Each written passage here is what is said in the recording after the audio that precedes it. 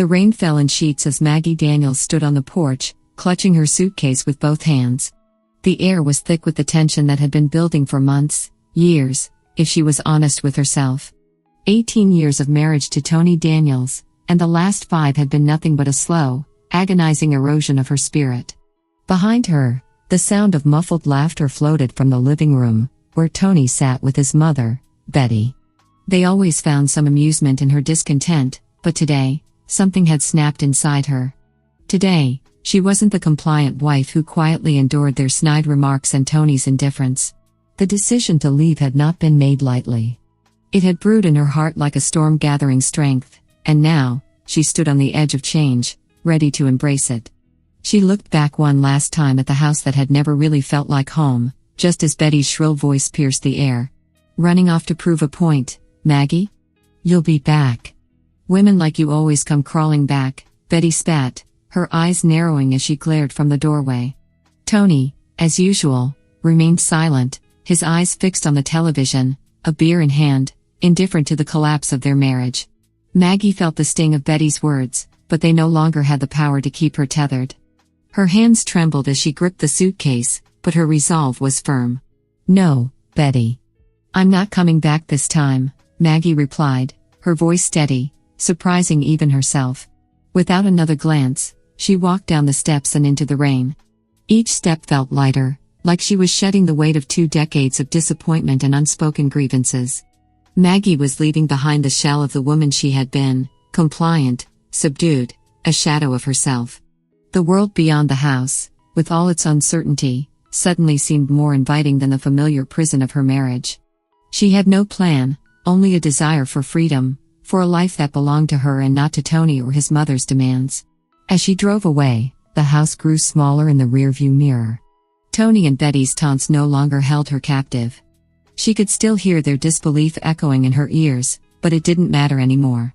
She was done being the wife who waited on everyone else's needs while her own were dismissed. The only thing that mattered now was her future, and for the first time in years, she was in control of it. The car engine hummed beneath her, and as she turned onto the highway, the rain began to let up.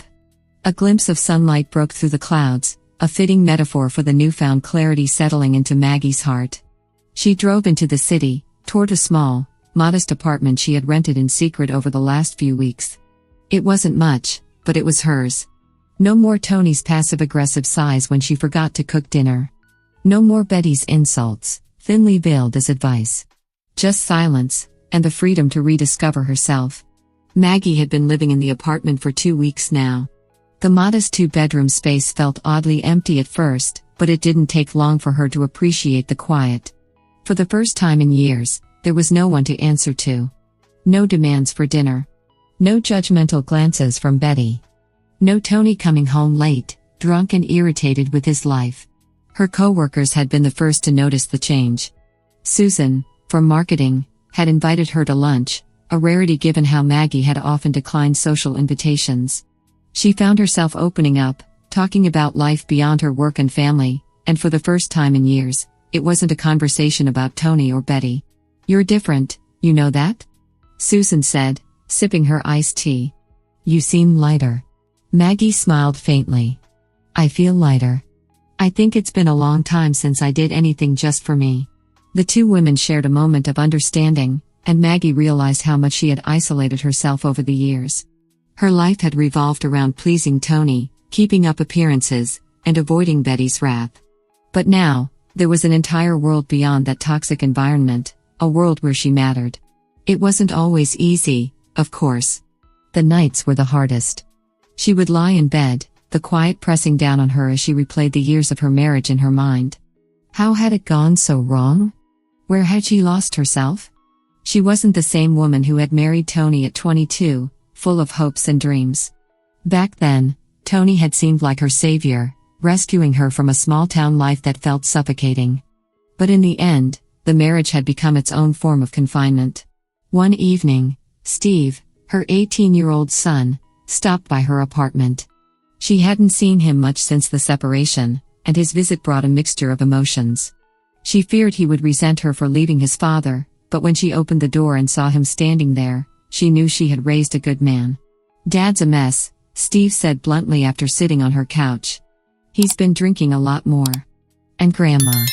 She's been blaming you for everything. Maggie felt a pang of guilt but steeled herself.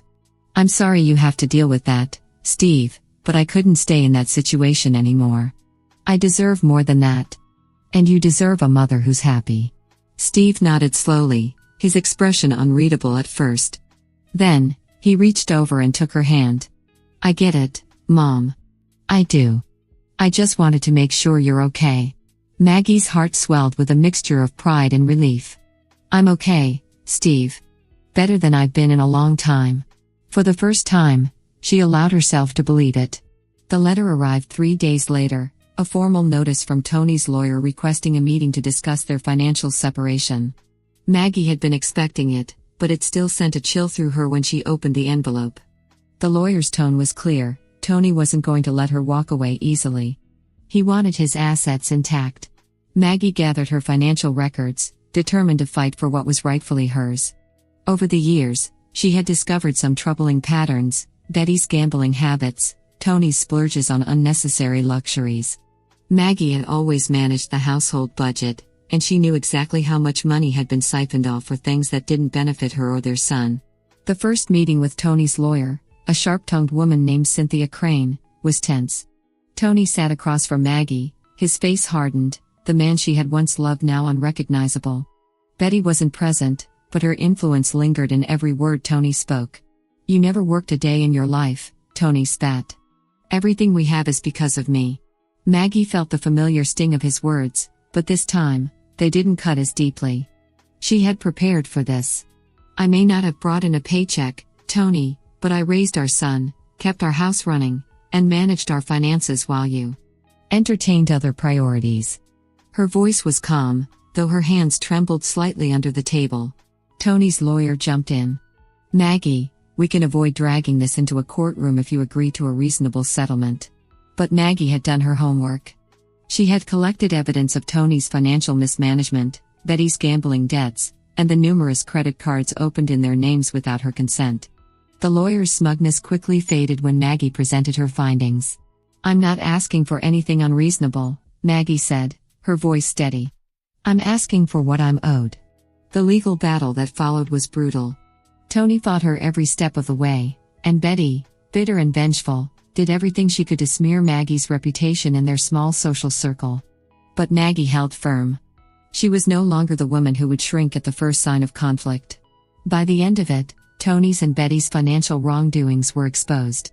Betty's gambling debts were revealed, tarnishing her carefully cultivated reputation. Tony's professional life suffered as his colleagues learned of his recklessness.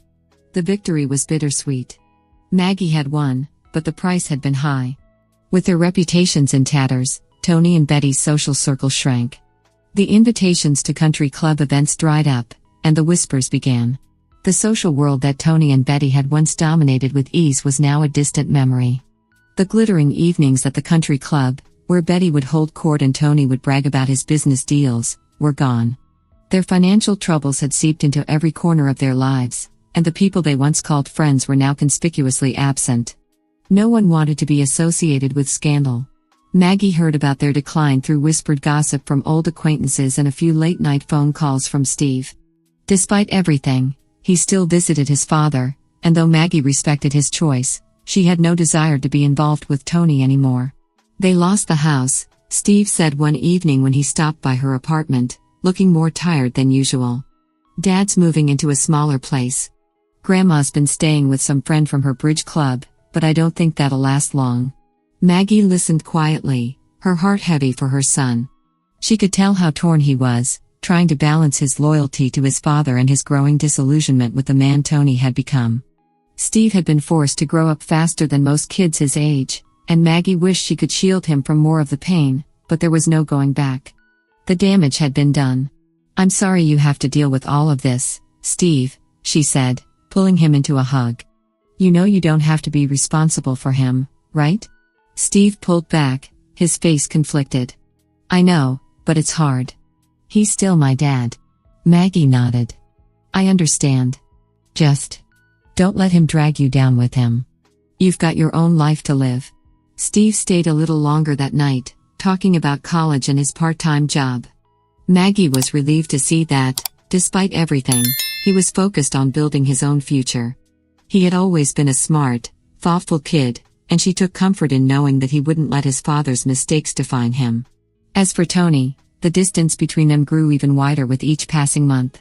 Maggie's lawyer had successfully secured her share of their assets, and she was now financially independent for the first time in years.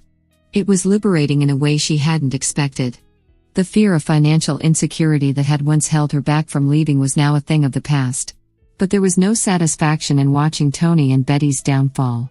Maggie had expected to feel vindicated, maybe even a little triumphant, but instead, all she felt was an overwhelming sense of emptiness. She had spent so many years entangled in their lives that, now that she was free, she wasn't quite sure what to do with herself. It was as if the anger and resentment had been keeping her afloat, and now that it was gone, she was left adrift in her newfound solitude.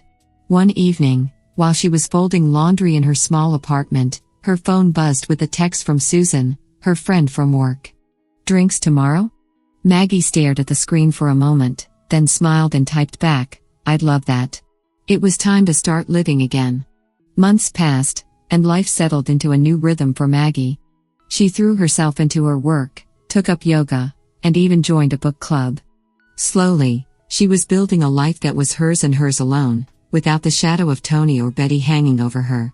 She was learning how to be happy on her own terms, and while it wasn't always easy, it was infinitely better than the life she had left behind. The legal battle had taken its toll, but it had also given her the closure she desperately needed. She no longer woke up in the middle of the night, haunted by the arguments, the betrayals, the years of resentment that had piled up like invisible chains around her heart. She was free now, in every sense of the word. One day, on a quiet afternoon, Maggie received an unexpected call from Tony. She hadn't heard from him in months and had assumed their lives would continue to run in parallel but never intersect again. When she answered, his voice was subdued, almost hollow. "Maggie. I need to talk to you," Tony said, his words slow, as if they cost him something. Maggie hesitated for a moment. The woman she had been a year ago might have jumped at the opportunity to see him, to try and fix things. But she wasn't that woman anymore. "Is everything okay?" she asked cautiously. I'm not doing well," Tony admitted, and for the first time, she heard something in his voice that she had never heard before, vulnerability. "Can we meet? Just for a coffee or something. I need to talk." Against her better judgment, Maggie agreed to meet him at a small cafe near her apartment. When she arrived, she barely recognized the man sitting at the corner table. Tony looked older, thinner, his once meticulously combed hair now graying and unkempt. He stared at the table as she approached, only looking up when she sat down across from him. "Thanks for coming," he said quietly, not meeting her eyes. "What's going on, Tony?" she asked, her voice steady but distant. She didn't want to get sucked back into his problems, but something in his demeanor made her pause. He let out a long, weary sigh. "I messed up, Maggie. I lost everything." Maggie said nothing, waiting for him to continue. "Betty. She's gone," he said after a long pause. "She passed away a few weeks ago." Maggie blinked, momentarily stunned. Despite everything, she hadn't expected to hear that. Betty had been such a looming presence in their lives, always controlling, always dominating the room. The thought of her being gone felt strangely unreal. "I'm sorry," Maggie said softly, though she wasn't sure if she meant it. Tony nodded, swallowing hard. "I didn't know how to tell you. I didn't think you'd care after everything." Maggie watched him carefully, noting the defeated slump of his shoulders, the way his hands shook slightly as he wrapped them around his coffee cup. This was not the same man she had once known, the brash, arrogant Tony who had taken her for granted for so many years. This man was broken. "I don't know what you want from me, Tony," she said, her voice gentle but firm. "I can't fix this for you. I can't fix us." Tony finally looked up at her, his eyes filled with regret. "I know. I just wanted to say I'm sorry, Maggie. For everything. I didn't see what I was doing to you until it was too late." Maggie nodded slowly.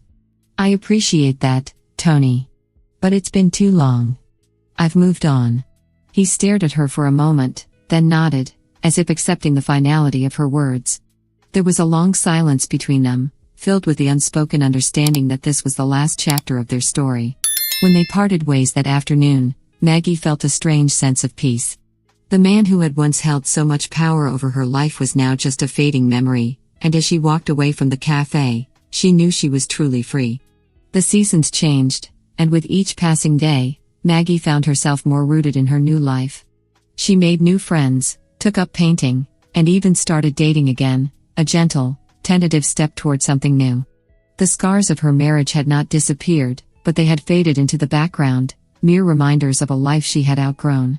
One evening, as she stood by her window, looking out over the city skyline, Maggie felt a deep sense of contentment wash over her. She had fought hard to reclaim her life, to break free from the toxic patterns that had once defined her. And now, she was living on her own terms, surrounded by people who cared for her, not for what she could give them, but for who she was. Steve had graduated college and was starting his own life, and though she missed having him around, she knew he was on a path that would make him proud. The thought of him out there in the world, living his life free from the burdens of the past, filled her with a quiet joy. Maggie poured herself a glass of wine and stepped out onto her balcony. The cool evening breeze brushed against her skin, carrying with it the sounds of the city, laughter, conversation, the hum of life continuing on. For the first time in a long time, she allowed herself to smile, not because of someone else's approval or expectation, but because she had earned it. This was her life now, and it was full of promise. As the years passed, Maggie stayed true to the path she had chosen. The pain of the past was a distant memory, overshadowed by the richness of her present. She had found love again, not with Tony or anyone else from her old life, but with a man who saw her for who she truly was, a woman who had survived, who had rebuilt herself from the ground up. Her journey had not been easy, but it had been worth it. Maggie had learned that happiness wasn't something that could be given, it had to be fought for, earned through hard choices and moments of doubt. And now, as she stood on the other side of that battle, she knew she had finally found peace. She was free. If you liked this story, please subscribe, like, click the bell, and leave a comment. Thank you in advance.